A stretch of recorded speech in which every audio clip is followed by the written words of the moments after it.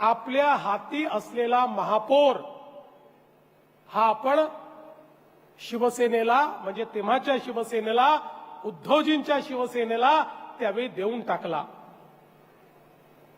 आपण तर मन मोठं दाखवलं, आपल्याला वाटलं मित्राकरता कधी बलिदानही करावं लागतं, ते आपण केलं।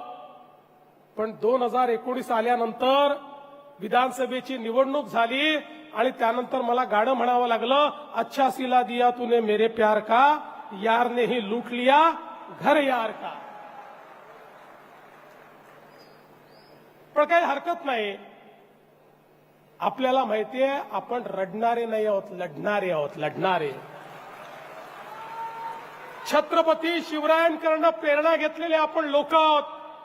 छत्रपतींनी ज्यावेळी स्वराज्याचे अनेक किल्ले जिंकले आणि जिंकल्यानंतर ज्यावेळी लक्षात आलं स्वराज्य वाचवायचं असेल तर किल्ले परत करावे लागतील आणि पुन्हा एकदा आपलं सैन्य उभं करावं लागेल। महाराजांनी किल्ले परत केले, पुन्हा एकदा 18 पगड जातीच्या मावळ्यांना एकत्रित करून आपलं सैन्य उभं केलं आणि प्रत्येक किल्ला महाराजांनी परत मिळवला।